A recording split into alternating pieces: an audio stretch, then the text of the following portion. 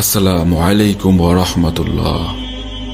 আজকের ভিডিওতে আমরা এমন কিছু বিষয় নিয়ে কথা বলবো যা আমাদের প্রত্যেকের দৈনন্দিন জীবনের সাথে গভীরভাবে সংযুক্ত। আমরা সবাই জীবনে সফল হতে চাই, তা হোক পেশাগত, পারিবারিক, সামাজিক বা আধ্যাত্মিক দিক থেকে। কিন্তু আপনি কখনো কি এটা ভেবে দেখেছেন সাফল্য জিনিসটা আসলে কি? এটা কি শুধুই পৃথিবীতে সুখী হওয়া, নাকি এর গভীরে আরো অনেক কিছু লুকিয়ে রয়েছে? আসল সাফল্য কিভাবে আসে তা আসলে আমরা নিজেরাই জানি না।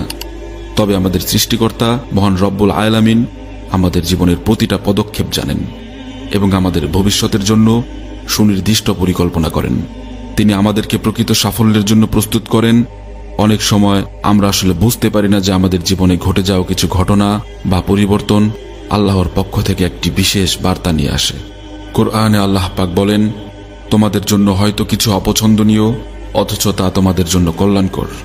আর হয়তো তোমরা অনেক কিছু ভালোবাসো, অথচ তা তোমাদের জন্য অকল্যাণকর। আল্লাহ জানেন আর তোমরা জানো না।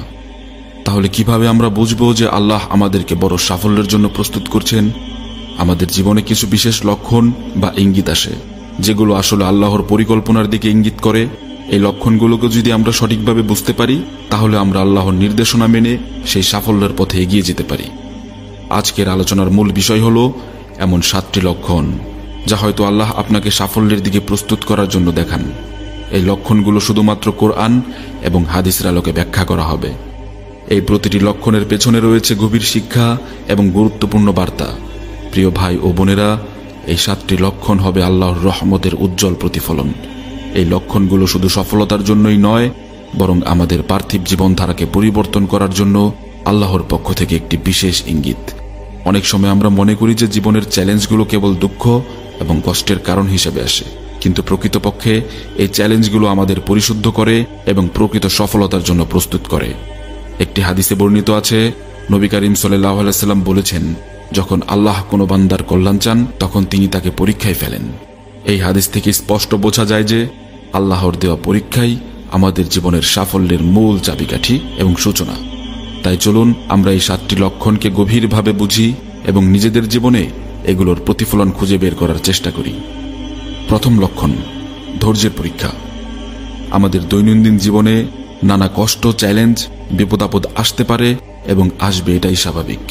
তবে এগুলো এমনি এমনি নয়, বরং আল্লাহর পরীক্ষা। আসলে বর্তমান যুগে পরিপূর্ণ ধৈর্যশীল মানুষ হওয়া সহজ নয়।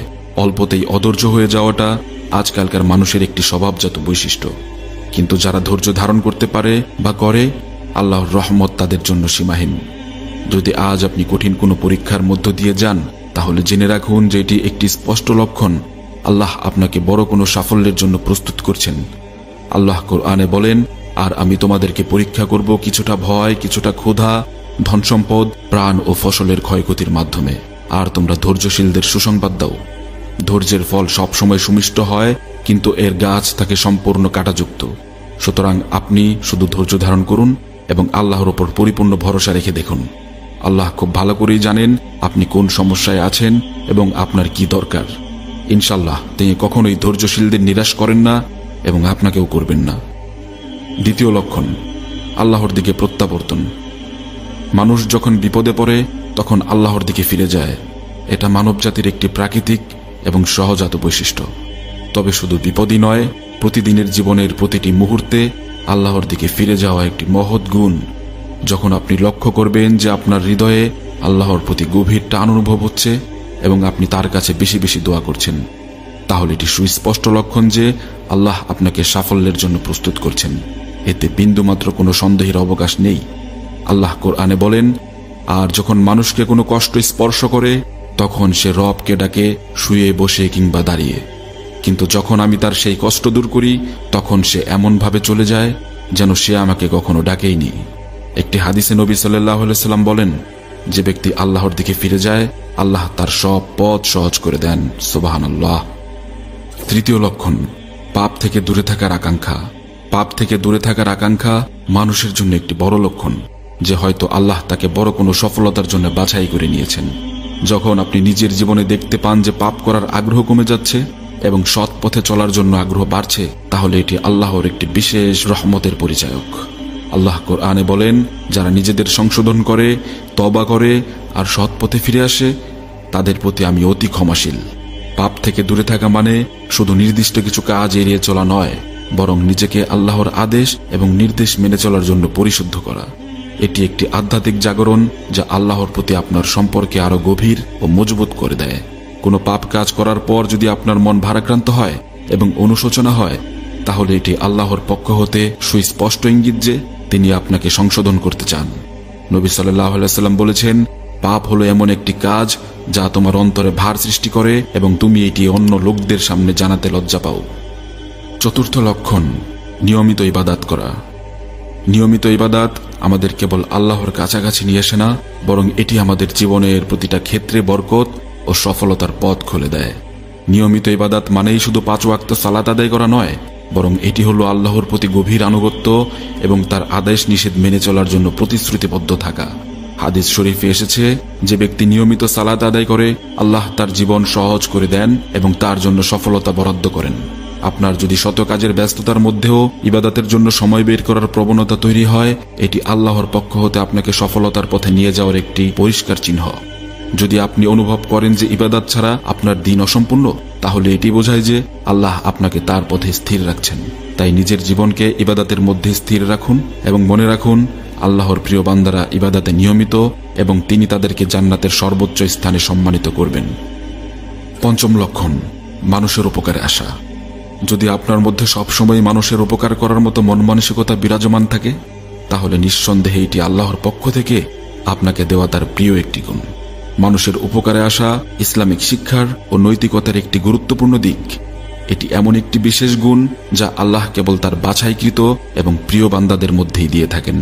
যদি আপনি আপনার নিজের জীবনে এমনটা দেখতে পান যে আপনি অন্যের জন্য সহজ এবং সহায়ক হতে চেষ্টা করছেন, তবে এটি আল্লাহর পক্ষ থেকে একটি পরিষ্কার ইঙ্গিত তিনি আপনাকে প্রকৃত সফলতার দিকে পরিচালিত করছেন। এই বিষয়ে নবী সাল্লাল্লাহু আলাইহি ওয়াসাল্লাম বলেন, মানুষের মধ্যে সেই ব্যক্তি আল্লাহর নিকট সবচেয়ে প্রিয় যে অন্যদের উপকার করে। পবিত্র কোরআনে আল্লাহ পাক বলেন যে একটি তিল পরিমাণ ভালো কাজ করবে সে সেটি দেখতে পাবে। তাই আপনার সাধ্যের মধ্যে যতটুকু পারেন মানুষের উপকারের জন্য কাজ করুন। ষষ্ঠ লক্ষণ, ইখলাস বৃদ্ধি। ইখলাস বা আন্তরিকতা এমন একটি গুণ যা একজন মুমিনের জীবনের সাফল্যের মূল চাবিকাঠি। ইখলাস হলো কোনো ভালো কাজ করার সময় তা কেবল আল্লাহর সন্তুষ্টির জন্য করা, অন্য কারো প্রশংসা বা স্বার্থের জন্য নয়। যদি আপনার কাজকর্মের মধ্যে ইখলাসের অনুভূতি পান, তাহলে এটি আল্লাহর একটি বিশেষ দান এবং তিনি নিশ্চিতভাবে আপনাকে বড় কোনো সাফল্যের জন্য প্রস্তুত করছেন। আল্লাহ পাক কোরআনে বলেন, তোমরা তাদের মতো হও যারা কেবল আল্লাহর জন্য কাজ করে এবং তাকে খুশি করার চেষ্টা করে। হাদিসে নবী সাল্লাল্লাহু আলাইহি ওয়াসাল্লাম বলেছেন, আল্লাহ তোমাদের কাজের বাহ্যিক রূপ দেখেন না, তিনি তোমাদের অন্তর ও নিয়ত দেখেন। তাই আমাদের উচিত নিজের কাজগুলোতে ইখলাস বৃদ্ধি করা এবং আল্লাহর সন্তুষ্টির জন্য কাজ করার অভ্যাস গড়ে তোলা। সপ্তম লক্ষণ, আল্লাহর প্রতি দৃঢ় বিশ্বাস। যদি আপনার অন্তরে আল্লাহর প্রতি অগাধ বিশ্বাস তৈরি হয় এবং তার উপর পরিপূর্ণ ভরসা রাখেন, তাহলে জেনে নিন আপনি সাফল্যের খুবই কাছাকাছি অবস্থান করছেন। আল্লাহর প্রতি দৃঢ় বিশ্বাস একজন মুমিনের জীবনের মূল ভিত্তি। এটি এমন একটি গুণ যা একজন মানুষকে জীবনের প্রতিটা পরিস্থিতিতে স্থির, ধৈর্যশীল এবং আত্মবিশ্বাসী করে তোলে। যখন আপনি আপনার জীবনে লক্ষ্য করেন যে আপনার ঈমান এবং আল্লাহর প্রতি বিশ্বাস দিন দিন বৃদ্ধি পাচ্ছে, তাহলে এটি একটি সুস্পষ্ট ইঙ্গিত যে আল্লাহ আপনাকে বড় সাফল্যের জন্য প্রস্তুত করছেন। কোরআনে আল্লাহ পাক বলেন, যে ব্যক্তি আল্লাহর উপর ভরসা করে তার জন্য আল্লাহই যথেষ্ট হয়ে যান। হাদিসে এসেছে, যে ব্যক্তি আল্লাহর উপর পরিপূর্ণ ভরসা রাখে তার মন কখনো অশান্ত হয় না। তাই নিজের জীবনে আল্লাহর প্রতি বিশ্বাস এবং ভরসাকে আরো দৃঢ় করুন। মনে রাখুন, একমাত্র আল্লাহই পারে আপনাকে প্রকৃত সফলতা দিতে এবং আপনার দুনিয়ার জীবনের সকল সমস্যার উত্তম সমাধান এবং আখিরাতের জীবনের উত্তম ফয়সালা করে দিতে। তিনি আপনাকে এমন সফলতা দিতে পারেন যা আমার আপনার সকলের চিন্তা এবং কল্পনারও বাইরে। আল্লাহ পাক আমাদের সকলকে তৌফিক দিন। আমিন।